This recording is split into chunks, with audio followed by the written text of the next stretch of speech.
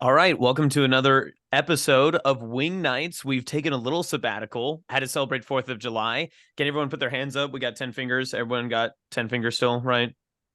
Okay, good. Josh, you worried there for a second. I was a little bit nervous. But yeah, we're back. We're talking a little bit NBA free agency. We'll hit on some other topics too. But really, we've been wanting to get back on talking about the Denver Nuggets and everything. But like all big media companies, the Wing Night Show has also forgotten the Denver Nuggets won the NBA title. So Yeah, so how about the Lakers? yeah. I mean, it's isn't that so crazy? And I know you'll see it on like a TikTok every once in a while, but it is kind of nuts how I think the NBA is one of the few true sports where you so quickly forget who won the title. And it's always about the flashy names. I mean, the NBA offseason wins every single offseason of any major sport. Oh, easily. And it's funny because every year the fans are like, we thought this offseason wasn't going to be anything, but it's the craziest offseason ever. As Right. soon as the first trade or free agent signing goes down. Right. But what are your guys' initial thoughts on some of the moves? I think the way it stands right now, Houston they might be a middle of the pack team next year. It's looking pretty good. They acquired Dylan Brooks for a lot of money. The greatest offensive player of our generation, Dylan Brooks. Yes, Fred VanVleet. Did they give him a max deal or what Yeah. did they do? Yep. Was it a max or was it just under? It was still like $130 million. Whatever it was a lot. It was a lot. Which I don't have his stat line in front of me. He's been a solid player throughout his career in the league. But if they give him a max deal, that's kind of ballsy. But that's a good player to acquire. I heard they picked up Patty Mills too. They got some size on the roster, Boban, and then they got like a young core on their team too. I think they're a big man or two away from potentially being a play-in team. Who's the big man they have right now? The Şengün guy, who a lot of like the NBA YouTubers are really high on. I've honestly never seen him play. I don't watch the Rockets play at all. Yeah, so. Yeah, they don't get any time. I mean, that's how bad they've been. I mean, when was the last time they were on a major TV network the past 3 years? Probably when they had James Harden, Russ Westbrook, Chris Paul. Well, fat James Harden, but yeah. Yeah. Different player. Speaking of which, what do you guys think about Chris Paul to the Warriors? Well, you guys are already hitting on all the things that I've been wanting to talk about. So let's back up a little bit. I think we need to break this down and do like our best moves, and then we can like kind of move on from there.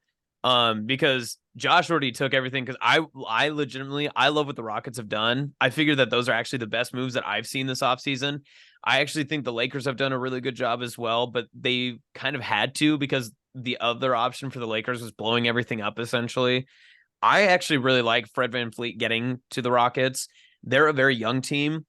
I think Dylan Brooks being on that team, I know we make offensive jokes, but him being on the team provides an actual defensive presence that they need. And I think Fred VanVleet and Patty Mills now gives them a veteran kind of share of a very young roster.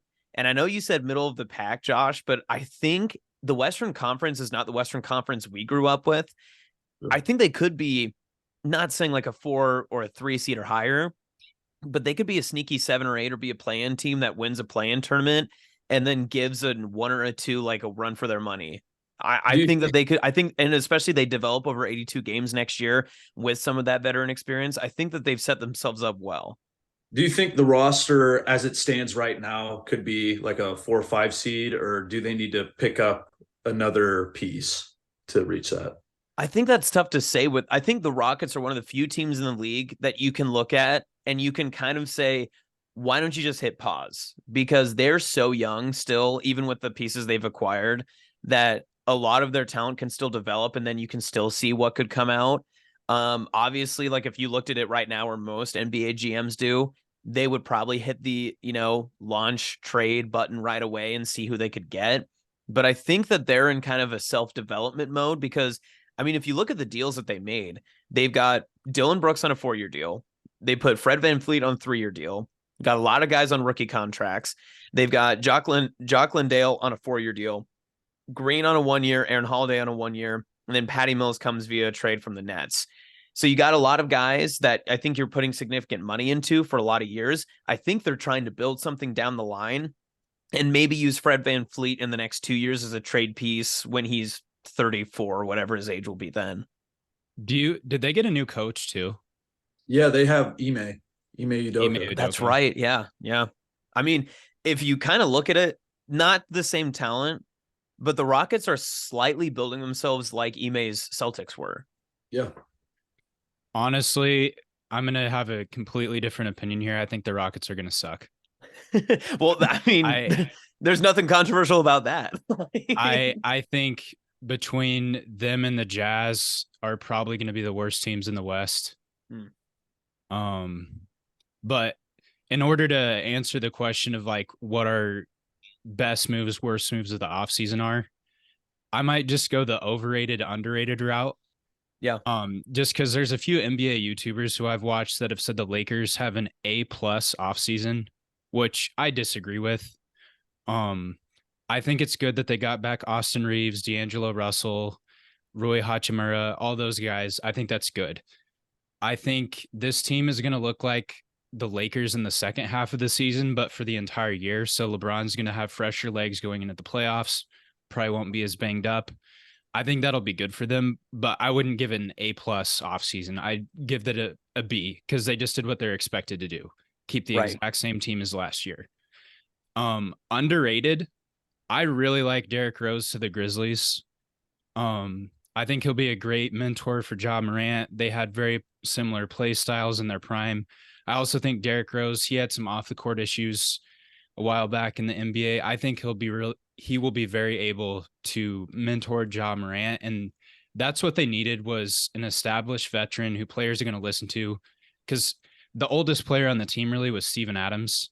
And like, he's a big, intimidating guy, but Derrick Rose is an ex-MVP. Like, if he says something, he can say, like, did any of you mother...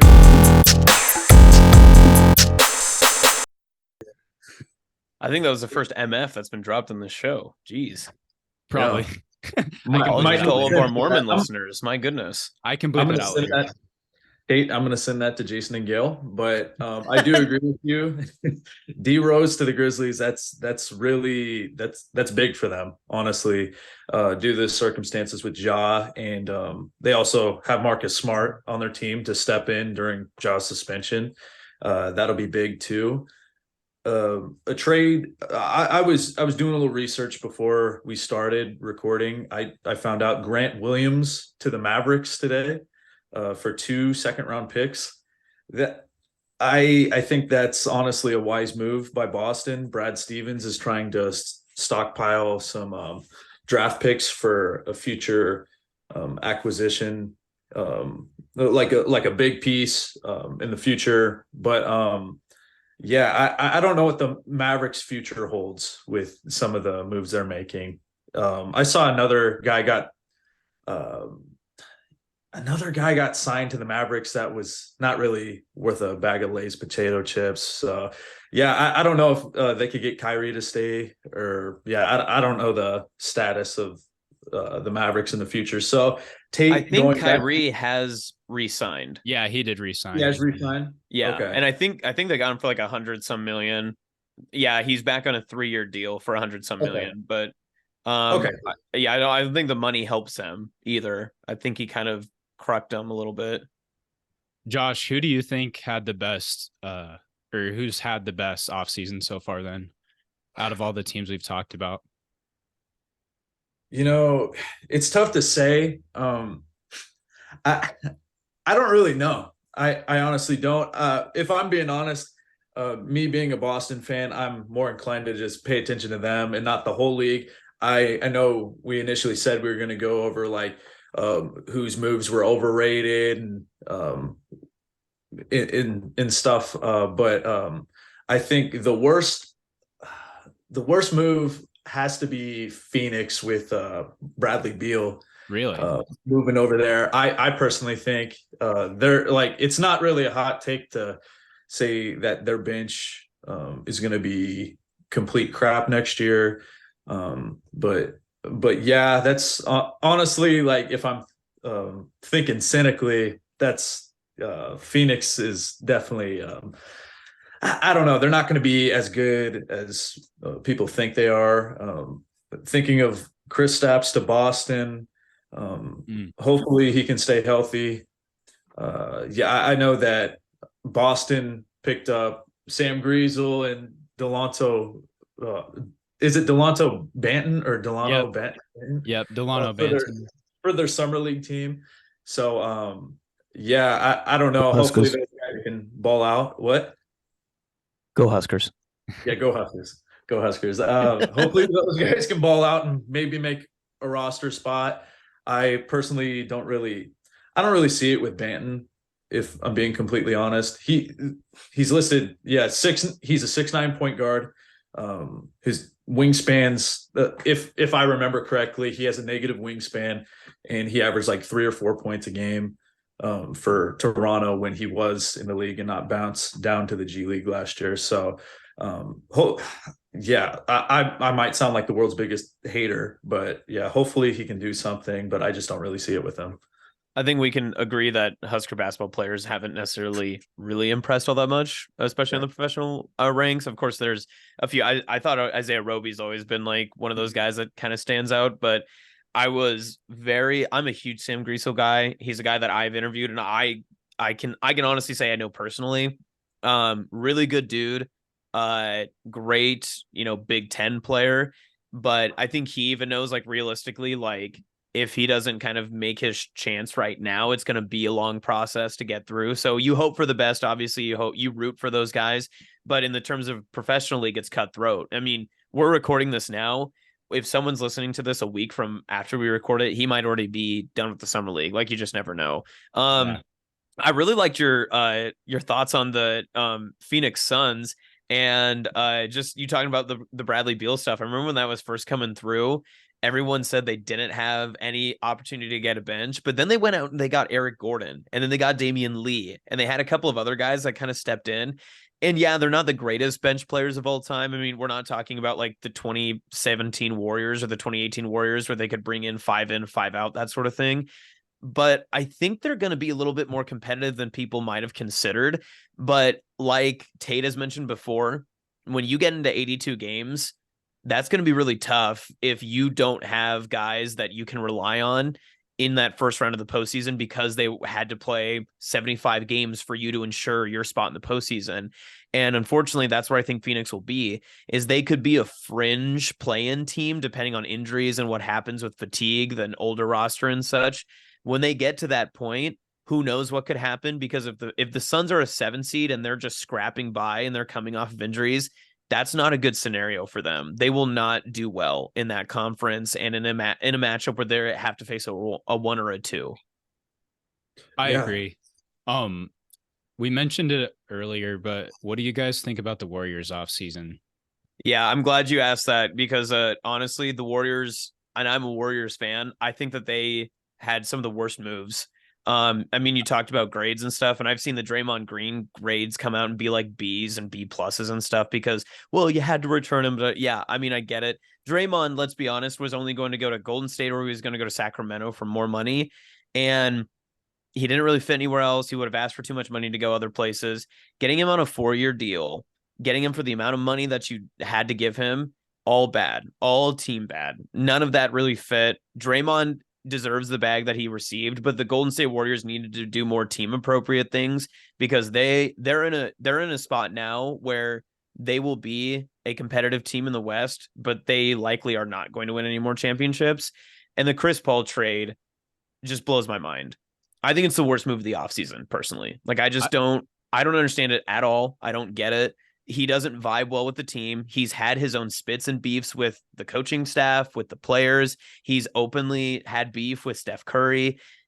I don't know if this is just a move trying to like undermine something, if there's some internal stuff with the Warriors that they're trying to do, if they're going to move Chris Paul at the trade deadline and hope that he plays well enough and has a stat line they can move him for something. Whatever the case is, this is just a weird scenario, and I really just don't like it because it handicapped them in so many ways. I completely agree. I have no idea why they went after Chris Paul. If I had to guess, what you mentioned was try and trade him at the trade deadline. A few years ago when they got D'Angelo Russell, they ended up trading him for Andrew Wiggins.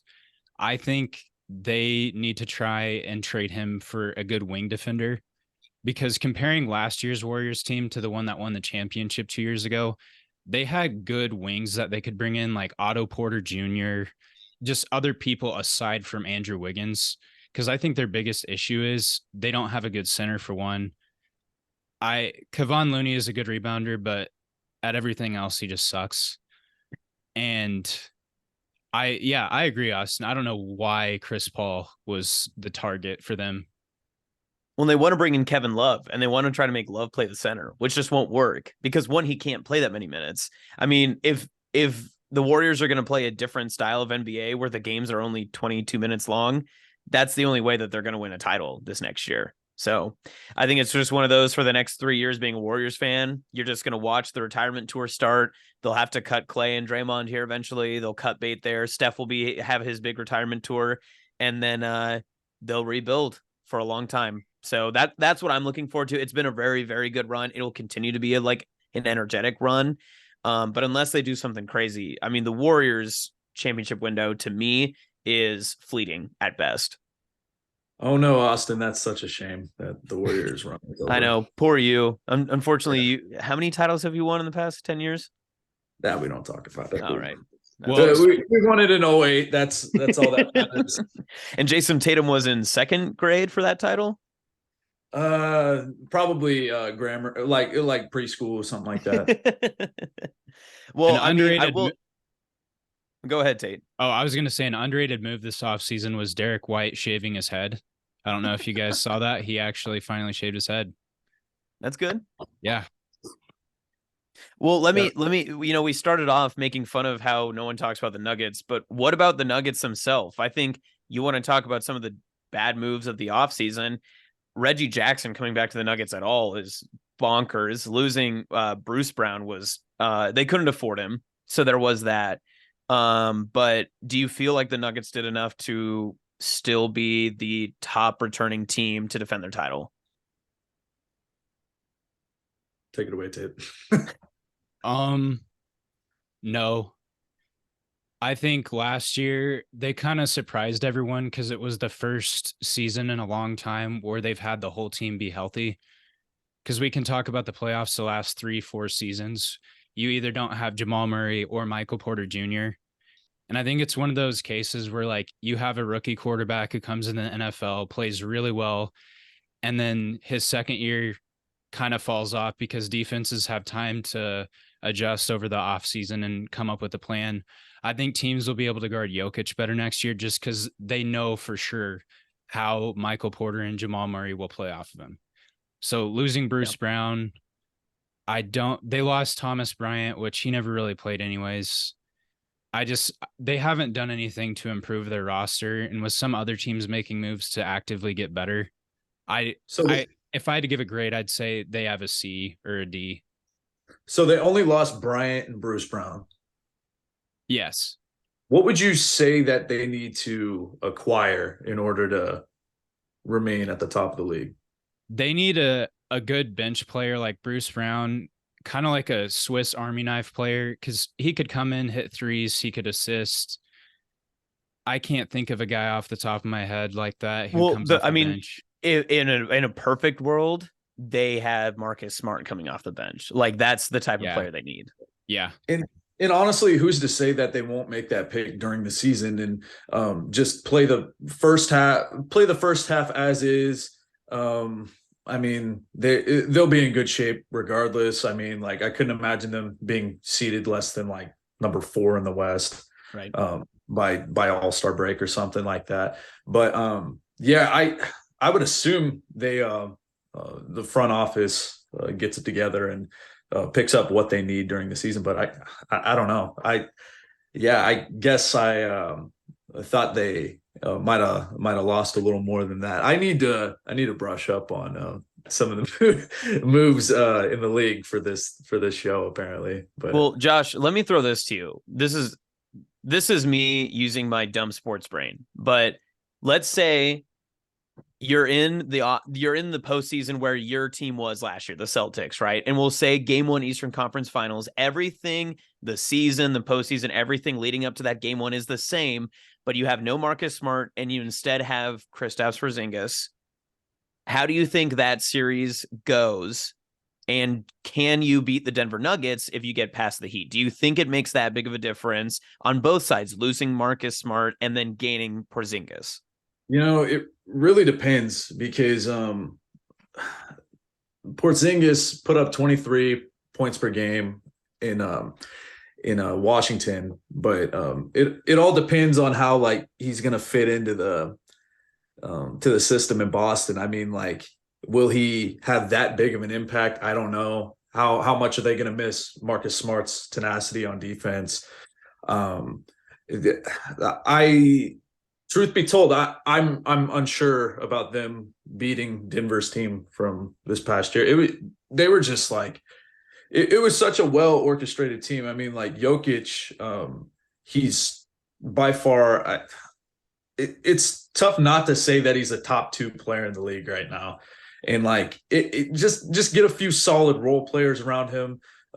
Jamal Murray played out of his mind, so yeah, I don't know, I really don't, but yeah, Boston, they need to add another piece, but yeah, I guess we'll wait and see. I don't know. Tate, do you have a underrated move of the offseason so far? One that could surprise some people maybe when we get into, I don't know, January, February next year? I think we'll have to see where Damian Lillard ends up, because I think if he goes to the Heat, they would be favorites again to make the finals in the East. I don't know what a trade package would look like with the Blazers. I think you'd probably have to get rid of Tyler Hero, Duncan Robinson. I don't know how the logistics there would work, but I think it'd be hard to say that's underrated getting Damian Lillard. But there's really, again, I kind of mentioned it at the start of the show, but the Grizzlies getting Derrick Rose, I think, is bigger than people think. Yeah. Josh mentioned they get Marcus Smart. I also think that's bigger than people think, because that's a player who's been in the finals before. Marcus Smart's been in the playoffs a ton. You look at the Grizzlies overall, they've had 2 playoff runs the past 2 seasons. But aside from that, a lot of their players are still really, really young. So I think they got good veterans. Marcus Smart's going to play a lot of minutes. I hope Derrick Rose plays a little bit more, especially when Ja Morant's out at the start of the season, because he can still play. Yeah. But I've got 2. I think the Timberwolves extending Anthony Edwards on that 5-year extension that they put him on is really big for Minnesota.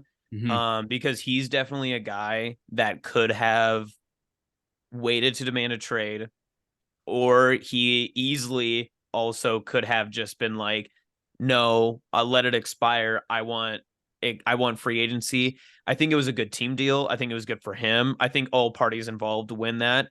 And honestly, 3 years in, if Anthony Edwards continues on a positive trajectory, I think that he could ask for more money or opt out or any of that sort of stuff. So I think it's good for all parties involved. I have kind of a weird twist on it, but an underrated move that I think is actually on the negative side is the New York Knicks adding Dante DiVincenzo, because they needed to do a lot more. And I think that they got him and they were like, all good, we're done. Like, we got him. We're good from here on out. And especially they lost Cam Reddish, didn't they too? Yeah, to the Lakers. So you lose Cam Reddish, which some Knicks probably personnel aren't too worried about. But the Knicks were one of those teams that you could tell were on the cusp of being a little bit better, but they're also right on the cliff of falling off and just being an absolutely like terrible team. I mean, if you don't get some big performances at key moments in their season, they're nowhere close to where they ended up in the semifinals. So I don't know. I think it's just one of those where the Knicks could have another season where we see like they're super competitive. They could be right back in it next year, or they could be a top 3 pick next year. I feel like they just didn't do enough. Did New York make an effort to try to get PG-13 Paul George? I don't know why I said it like that. I feel like they've kind of taken their hands off the wheel, because it feels like on my updates and everything I get just on like my phone and everything, it just feels like it constantly says Knicks are out on insert name here. Like they have said they're not getting Damian Lillard, that they're not going to go after any of these other trade targets. They're not going to go after these free agents. Like it just feels like they're not in it to try to make big moves this offseason. They need to move Julius Randle. Like, that has to be the most frustrating deal for Knicks fans. Like, he puts up a solid regular season, and then once they get to the playoffs, he just craps it down his leg. I mean, like, I couldn't imagine that, and I couldn't imagine being a Nets fan. Bunch of blockbuster moves past however many years.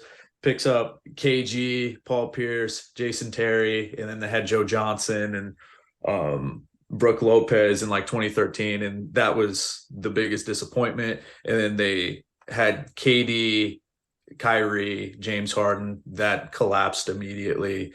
One team I'm excited to watch play next year is OKC. Honestly, I really am looking forward to seeing their young core. Can't wait to watch Chet come back healthy, and that'll be good. Yeah. He I've just only been seeing stat lines. I haven't been watching him play, but Chet, along with Josh Giddey, Jeremiah Robinson Earl, they got Shy. So yeah, it'll be. I think they'll be a playoff contender next year. I agree. They're going to be fun to watch. Yeah. All right. Do you guys have more NBA stuff? Nope. Not that I was gonna say I had a request from a listener to they asked why we don't talk about baseball. So in the American League, the Rays are leading, and in the National League, the Braves are leading. Oh, that's in the NL East. That's our baseball talk. That's all we have time for. Oh, and I got something too. Oh, do you for baseball? Alex Gordon is not in the MLB anymore. That's all I know. Thank you, Josh. Thank you, Josh. The Royals are very bad, by the way. They're very bad. Yes. My coworkers turn on ESPN radio every once in a while. I'll hear Denny Matthews, Royals radio. They're down 10-0 right now. It's like, oh yeah, regular day. Royals suck. So yeah, I had started a Twitter thread of quote tweeting the Royals final score posts and just saying something like snarky about it, but it happened so often I ran out of things to say, so I just stopped doing it. Like what's an example? What would you say? Well, the first one is you can't spell Royal without L. And then a couple of them were just like, this one's a little bit closer, keep going and maybe we'll get one, and just stuff like that. Like I'd have to go back and look, but honestly, I was doing that in like May, and I gave up by like the middle of May. I was just already done with it. It's just exhausting, man. It was so bad. And the sad part too, man, we're actually getting into baseball talk. Look at us. But the sad part is they want to talk about, maybe this is a future episode too, but Kansas City has one of the best sports towns in America. And I'm not saying that as someone who like lives next to like close to Kansas City and has been there a couple of times. Just like, that just even from watching Chiefs games and Royals games and stuff, like, that community loves their sports regardless of how good or bad the teams are. And when they're good, it's a fantastic place to be. But the fact that they want to like not tear down Kauffman, but move the Royals into a more downtown area and do all that sort of stuff, I think it's just, I know a lot of locals don't like it. I don't like it either, but it's just, you hope that great sports cities can stay great sports cities, and you hope that their cities can recognize that when they have something that's that impressive. And to segue, you will be going down to Kansas City here soon for the Taylor Swift concert. Yes, that's right. Yep. Just in a couple of days. So it'll be a good time. Are you ironing your Dave Portnoy Taylor Swift shirt right now, or what's going on? It's funny you mentioned that. I'm actually wearing one of the shirts I'll probably wear here. So this is my custom, the Avis tour. So I made this one. I can show you the back. Everyone can't judge me because I've got my pajama pants on because it's a podcast. So relax. But hold on, let's see. How can I get this way? All right. So we got the old Oh man. album. We got some custom songs made by Ava over here. So it's not bad.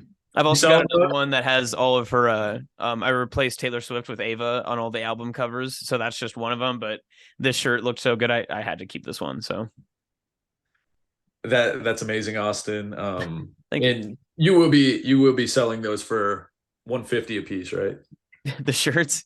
Yeah. I actually was specifically told by Custom Ink, shout out Custom Ink, no free shout outs, that I cannot sell these shirts because there's a lot of trademark like issues with these shirts. So they emailed me and they're like, we will make one. They can kick rocks. But that's amazing. I would definitely buy that from you on the low. But yeah, and sorry, not to get too far away from sports, but Tate, we got to keep dog talk going. You're a new dad. Congrats. I am. Thank you very much. Yeah.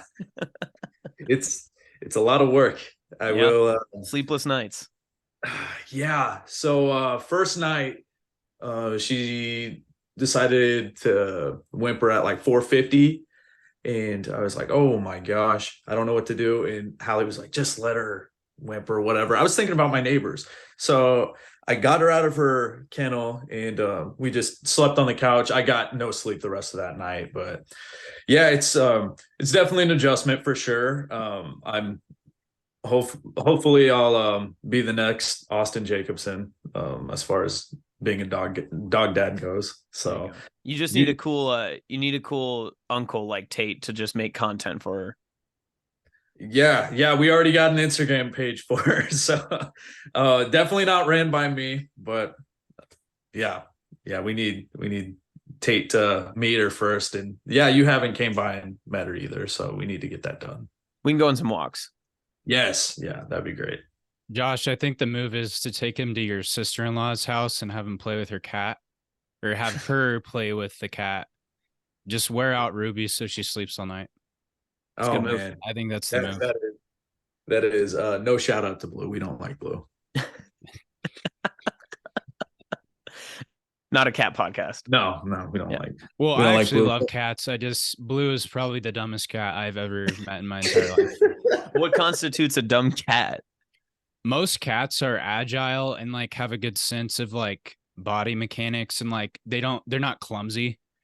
That cat will just lunge his whole body into a wall, into his food bowl, into a shelf, just knock stuff over, knock himself over. Like most cats are very nimble and graceful. That's not Blue. Respect. Yeah, and speaking of being agile and active, here's a segue. Tate, nice. You brought up potentially doing a bodybuilding show at the end of this month. Are you going to follow through with that? Yes, I've actually been cutting. I got some supplements from Van Dorn Nutrition. So I've been watching. No free shoutouts. Yeah. No free shoutouts. Yeah, I've been watching my calories, doing some cardio. Just going to cut for all of July and then see where we end up.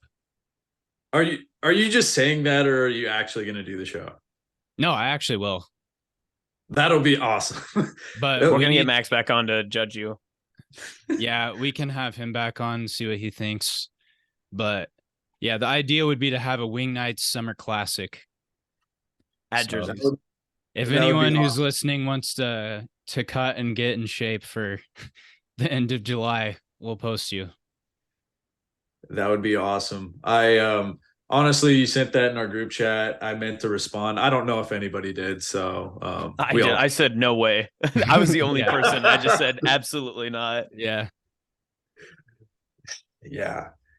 No. I thought of a question today. I'm not gonna call this shower thoughts anymore because I think that's a stupid name. I'm just gonna call it my question of the day. So are you stealing this from my job too? Huh? Oh, that's no. I've never listened to you. I'm Austin Jacobson. This is you take that back. Okay. All right. So my question of the day is if any of us were to play 48 minutes in an NBA game, just on like Man, you like on like a rinky-dink team, like last year it would be the Rockets, and they're not face guarding you the whole time. How many points do you think you'll score? 0. I'm a horrible athlete. Okay. Sorry. Tate. If they're actually playing defense, 0. If it's a 40-point blowout and they're sagging off me and I get to attempt 23s, I'll make one of them. Respect. What do you think? Okay. Tate, I was thinking about this today. I haven't played basketball a whole lot lately, but what would your Josh, I feel like you'd attack the rim. I feel like you'd go after it. Okay. Yeah, and then I'd get stuffed like 30 times, and then I'd back up to the 3-point line, maybe hit a couple. But Tate, what do you think? Like, if I'm like the number one option, hypothetically, this is a stretch of a hypothetical, but if I'm the number one option on like the Houston Rockets last year, and they're playing me just like a regular role player, I'm really stretching this hypothetical. How many points do you think I'm scoring in an NBA game? It really all depends on how well the defense plays or how involved they are. I would say for any of us, if the defense is actually trying, it's 0. But assuming they just realize, oh, this is a regular dude who's on a 10-day contract or something like that, I'd give you 10 to 15. 10 to 15. Because let's say you attempt 23s. I think you'll hit 5 of them. Ooh, I don't know. Okay, yeah, funny. Realistically, I think I'll get 1 3 to go. Just yeah. Anyways, end of the question of the day. No, I like that thought, because I feel like the past 3 days, the same question has popped up on my timeline, whether it's Twitter or Facebook or Instagram, and it's the NFL rushing yard one. It was like, if you were given like 5 attempts, like, could you gain 10 yards rushing with an offensive line blocking in front of you and the full defense like coming to tackle you? And truthfully, I think people forget, like, a lot of people are just like, oh, if I get ahead of steam, I can gain like 2 yards. I just need to gain 2 yards each time. I think there's 2 things. One, you would get hit in a way that you would never be able to like recover from, just the average person, right? And then the other thing is too, is that like you like Josh, I think, would be the only person who like actually has a body frame that might be able to last a couple of NFL hits. But like, if I got hit, and unfortunately probably you too, Tate, like if we got hit by a linebacker, we would go backwards. Like, we would lose yardage right away. I think that those are like the biggest things people don't realize, that like being an NFL player and falling forward for extra yards is a really hard thing to do, because you also have to be moving so fast and be heavy enough to actually gain that much yardage. I agree. And you have to realize how athletic the most unathletic player in the NFL, aside from kickers and punters, is going to be way more athletic than any of us. Right. So I don't think anybody would get 10 yards rushing on 5 attempts. I think that is a absolutely delusional take. If anyone listening to this thinks that they could, you're probably wrong. Except for Gabe Almagacher. He would get 100. Yeah, obviously, like D1 athletes, that's a different story. But the average person, the average Twitter person, you are not going to rush for 10 yards in an NFL game. I don't care if you have the best offensive line in the world. Yep. They can only hold back the defense for so long, and the average person is going to be way too slow to even do anything. Yeah. So Austin, could you repeat the hypothetical on that again? Yeah, it's there's a couple of different variations of it, but I think the one I saw recently was like, if you were given 5 attempts to gain 10 yards, you had an NFL offensive line in front of you blocking and a defense coming at you, would you be able to do it? Yeah, and you guys said it. I mean, like, besides the kickers and punters, we're not more athletic than anybody in the NFL. It's I don't even know what I might give myself 6 yards. I think you have the best chance, because I think you were like the most dense of us all. Like, my thought is I might be able to see see a little bit of sunlight, and you might be able to run through. But as soon as any defender puts an arm on you, I would go down right away. Like I'm 180 pounds. Any NFL defensive player, defensive back, linebacker, defensive lineman, they put a hand on me, they can bring me down with one hand easily. Yeah, it's it's a different type of it's crazy. It's a different beast. Sure. I think a more realistic hypothetical would be if an average person got 5 rushing attempts, would they ever break the line of scrimmage? I think in 5 attempts, I think you could 50-50. If you literally just put your head down and just run straight into the back of your offensive line and you're just like, whatever it takes, I think you could get there. Yeah, but you also have to understand some NFL running backs, their first 5 attempts, they might end up with negative yardage. Yeah, that's true. You know what I mean? So it's like, if that's the case for a professional athlete, I would honestly say that most people probably wouldn't even get to the line of scrimmage. Yeah. So what do you guys think, besides like taking a hit, goes into breaking the line of scrimmage? I know we talked about just, would you say, just strength and speed, or in like your blocker's ability to just kind of clear a hole for you?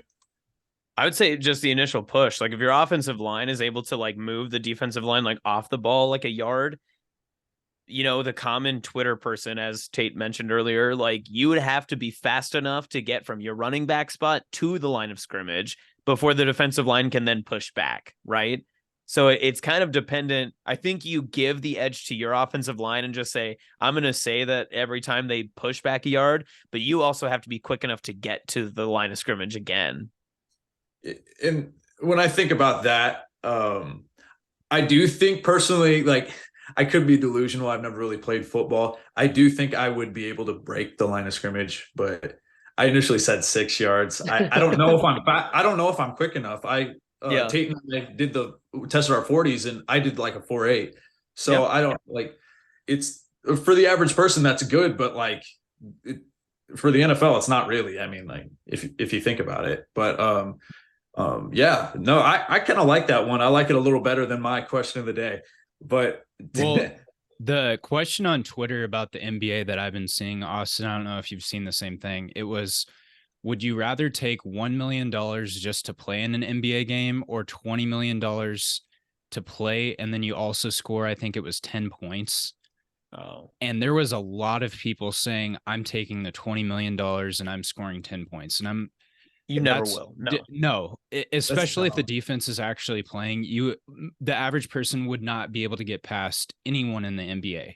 And I think people forget too, like we forget this so much because the NBA is so dominated by just a couple of names every year. Like off the top of our heads, we could name probably 15, 20 players, but the NBA is filled with guys who were the best at their high school, probably the best at their college. Now they're in the NBA, and if they're the 12th person on the bench and they know, like if they know the circumstance, their competitors, they'll just run paint on you the entire time. Like in most of these NBA players, I know we make fun of like James Harden defense and all that other sort of stuff.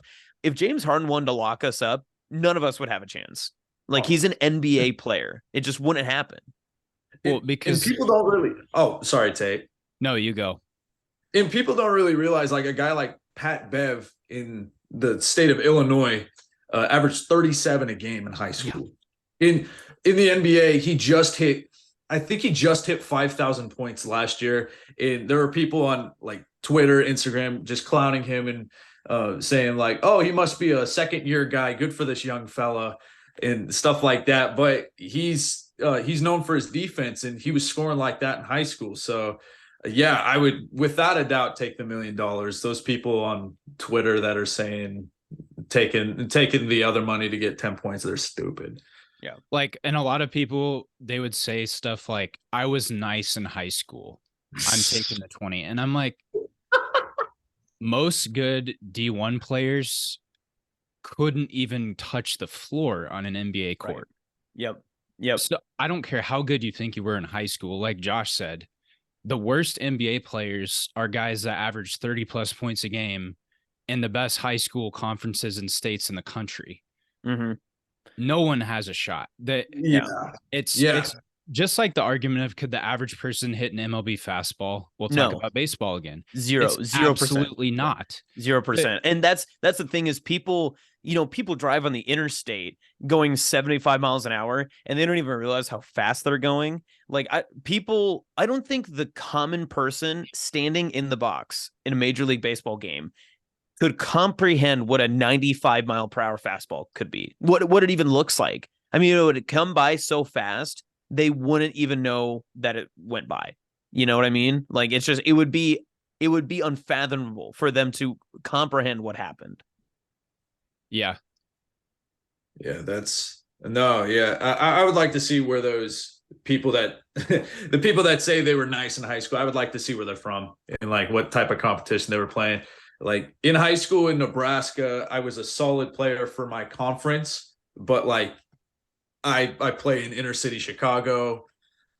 It's not looking too good, man. Like that's just yeah.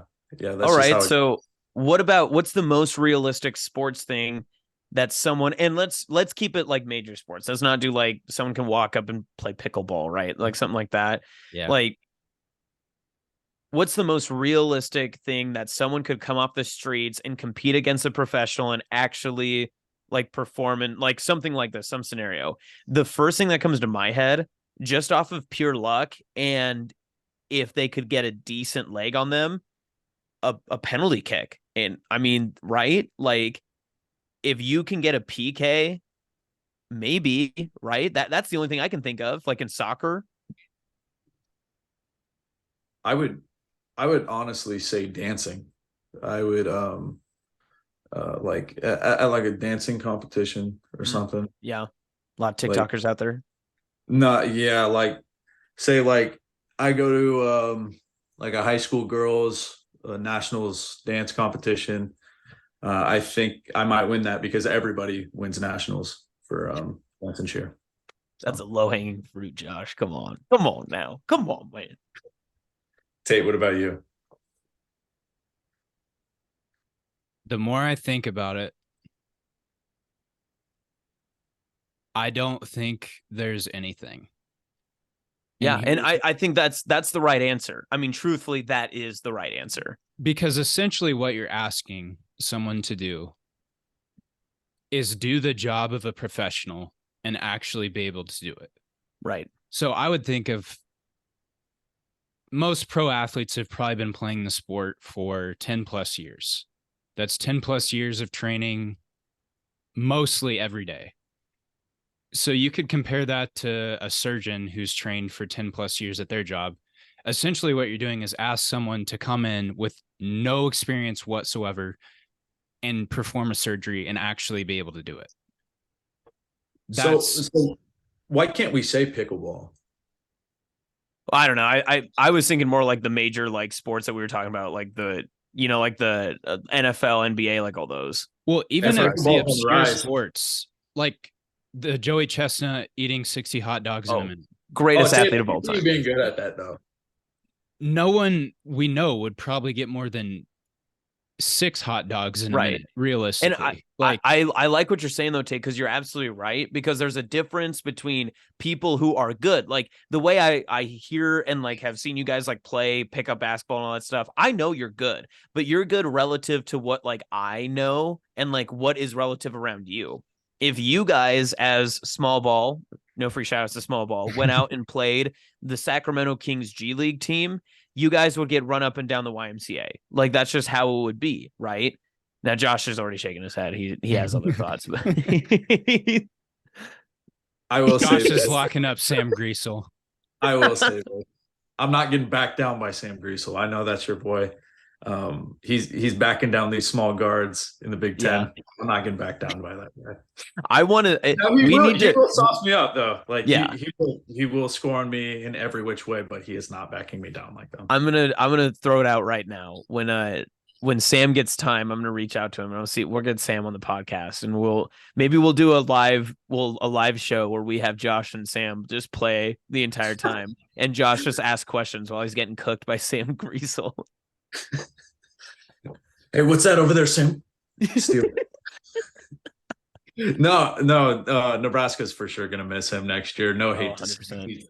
He's an amazing player. I loved watching him cook Creighton. That was amazing. Let's do it again.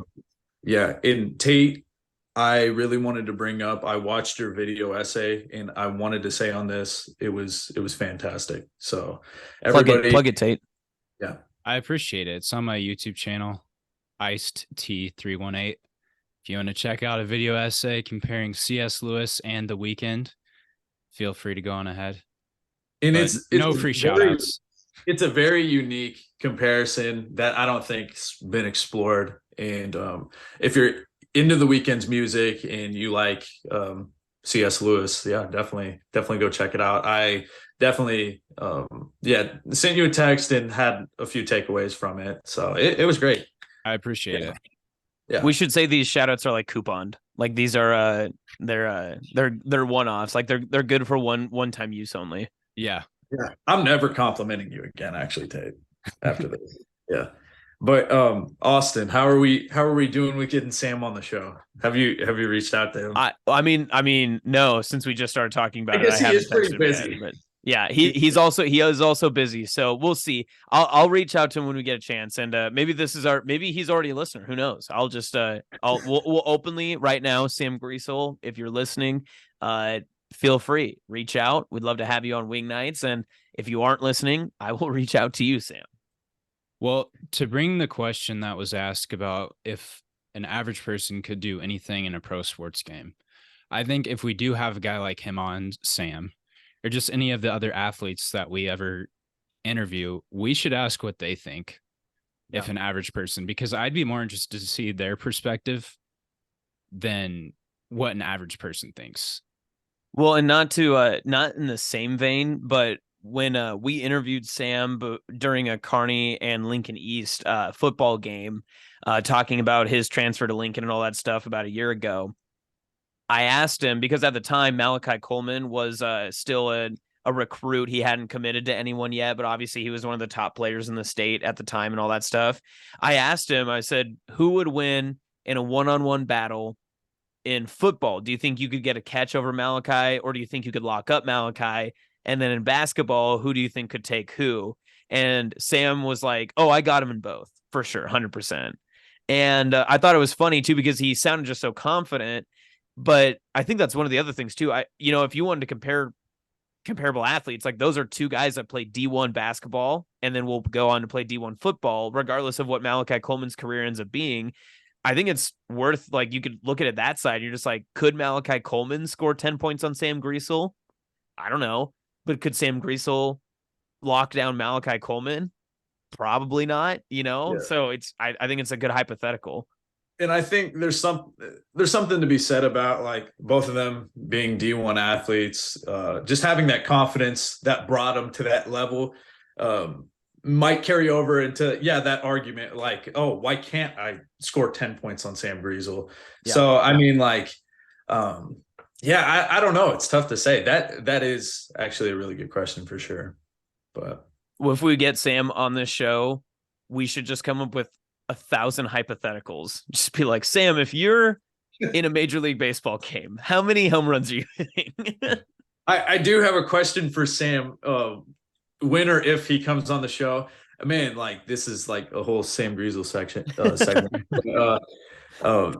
Stay tuned for the Sam Griesel show. Yeah, it might happen and it might not. But when we had Aiden on the show, we talked about Omaha Elite beating us by 70 points. I believe he was on that team. So I did play Sam and I dropped 12 on them. So now were they playing defense on me from 35 feet out? Probably not. They were probably like, shoot it. But right. No. But I'll definitely ask him if he remembers that. And I bet he does. So yeah, 100%. It's probably what fueled his career. Yeah, definitely. I gave him the confidence. I instilled that confidence in the player he is today. So yeah, 100%. And Austin, I have a question for you. Some of our listeners may not know Austin is the DJ. Wait, hold up. You're the host of the morning show. Are you the DJ? No, I'm not the music. I just do sports. Okay. I'm not a music director. No. Okay, you're the host of Hits 106 in the morning. Yes. What is your favorite song on the radio right now? Right now, Yes. Taylor Swift, "Cruel Summer." Okay. She just re-released it, so yeah, no big deal. Okay, if any it's been a very Taylor Swift heavy podcast. Like what like any other songs? Any other song, you know? Sunroof? If you want to, that's like that song's like 2 years old, dog.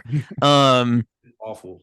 There's a peek behind the curtain here is that we hear that music each and every day, and especially on Hits 106, we play. The joke is that we're called Hits 1 through 6, because we play kind of the same music over and over again. Unfortunately, unless it's like a brand new song, it kind of goes in one ear and out the other. Like all those songs, just like I've heard so much. Like Miley Cyrus's "Flowers" came out like a couple months ago, and it's now like at the number 1 spot. And I don't even like recognize it anymore. Like it'll play, and I'm just like, yep, it's just another song. If I had to say a song right now, I think the one that I would definitely listen to every time it comes on, every time we play it, is the Fast Car remake with Luke Combs. Okay. Yeah. Cool. And you did say you liked that Glass Animals song, right? Oh, Heat Waves? Yeah. Heat Waves is a bop, dude. That's your favorite. Yeah. Okay. Was back in the day. Yeah. Yeah. Heat Waves. Yeah. Do they still play "Love Me Less" by Max? Do you know "Love Me Less"? No, I don't think that one's ever Quinn played. 92. Quinn 92 and Max. I don't think that one's ever played. Okay. Yeah. Sorry. Well, Why is that Max, like? Is that your code name? Am I offending your rap career or something? No. Okay. No, Yeah. see, that's the other thing about hits is that there are a lot of really good music that comes out all the time, but a lot of times we don't play them because it has to chart. We're a radio station based around the mass populace, and it's not based around individual likes or what is like the most artistic or what is the best music. It's what the masses want to hear, and it's what our charts are telling us, right? Yeah. And so unfortunately, and I know this frustrates Tate quite a bit too, we'll have artists like The Weeknd that will play, and I'll be honest, "Die for You" is not one of his best songs. No, I love that. But again, like people like the song, and it's not even that's the crazy part is if you tell most people now, they probably don't even know that "Die for You" is not from his new album. I mean, it's a song that's been out for some time, and people just now caught on to it, and they're like, "Oh, this is a song that I want to listen to now."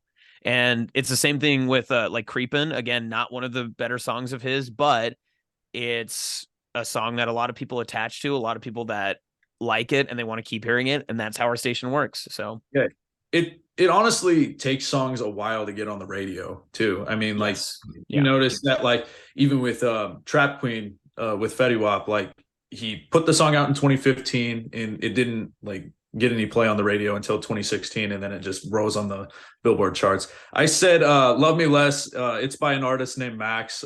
He had a song that like peaked at number 20 on the Billboards. I didn't know if "Love Me Less" like charted or anything, and if you guys play it consistently. I remember hearing it like a year or two ago, so it's probably out of the radio mix. But I recently made a TikTok about Max, the guy that made the song "Love Me Less," and "Lights Down Low" was another big hit by him. Yeah, that's right. Yep. Yes. So that "Lights Down Low" is his biggest hit, and it was dubbed a sleeper hit. And he released it like on his debut album, and then it didn't pick up radio traction until a year after it was put out. So I made the video. It starts picking up traction, and then I see Max comments on the video.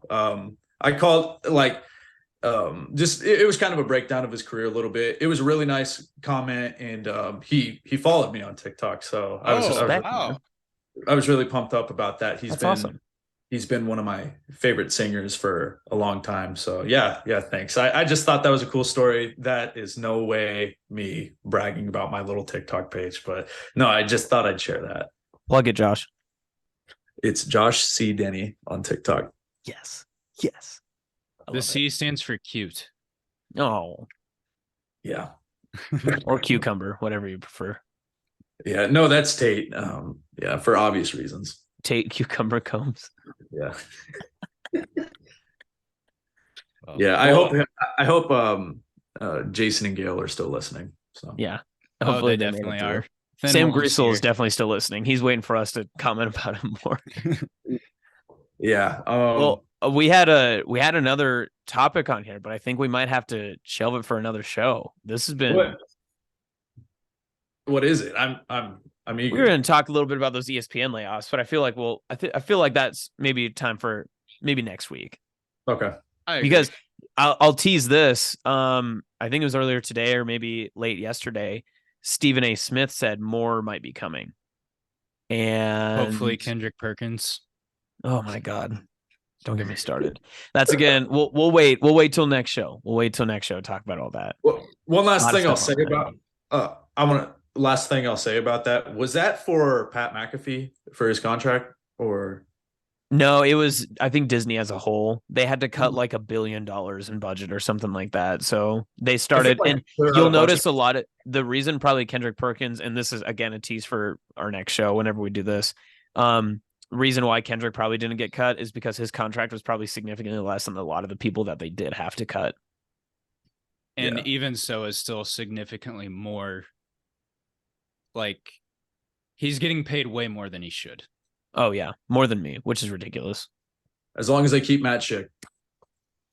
Facts. We are a pro Matt Schick podcast. Shout out Matt Schick. Mm-hmm. Yeah, he'll be on in the future. Yes. Yes. Will we have to make our Schick and Nick show drops? Yes. Yeah. You go first, Austin. You want me to start right now? Yeah. Yeah, go. Well, I was thinking that we could have Matt Schick on. I'd be really excited about it. We could get the GMC Acadia with the bucket seats. No more nuggets, fellas. All right, there we go. Nuggets, fellas. Hey, you know what we're talking about? No, I don't watch that show. Okay, cool. Yeah, shout out Schick and Nick. One last thing for me. I feel like we don't ever tell our YouTube viewers to subscribe to our channel. We're at the big 20, guys. Whoa. Yeah. Shout out you 20 legends. Yeah, thank you guys so much. I think the Mark's Max Muscle video did really well. It has like 200 something views, 240. Nice. I'm pretty sure. So that performed pretty well. But yeah, if we can get to 100 subscribers, Austin's going to give away a free car with Midway, I believe. But yeah, subscribe and comment. I do believe that. Yes. Yeah. This is your Midway contract right here. Yeah. If you could comment what you think is the best and worst off-season move for the NBA, that would be great. Just comment anything. That'll really help the algorithm on the video, and maybe we can hit 100 subscribers here soon. What is it that the TikTokers say at the end of their videos? Something in the comments. What is it? Sound off in the comments. There you go. Sound off in the comments. Yeah. Tate, you got anything else? I can't think of anything now. I was gonna ask, at 100 subs though, we should do a giveaway. Yeah. But I just can't think of what. Let's just make stickers first, and then we'll just give away stickers. Deal. Of Josh's face. I don't know about that. Yeah, we don't need to be doing that. What if we just make our heads on a bunch of chickens and color like that's the Wing Knights logo? You know, I'm down. I really like our logo right now. But I do too. Away an Avis Tour shirt, Austin. Oh, I could do that. Yeah. I could an Avis Tour shirt giveaway. Yeah, I could do that. We'll advertise it as a giveaway, but we're actually going to make the giveaway winner pay $150 for it. So yeah, please. They're very expensive to make. Yeah. Yes, so. Well, I think that's it. Fun. Yeah. Have fun at Taylor Swift. This was a great time. Yeah, this is one of my more fun. This is one of the more fun ones. I love this. This was fun. Austin, wasn't there someone you wanted to shout out to before we ended? Yeah, right. Shout out Seth Benny. This has been Wing Knights. Please like, subscribe.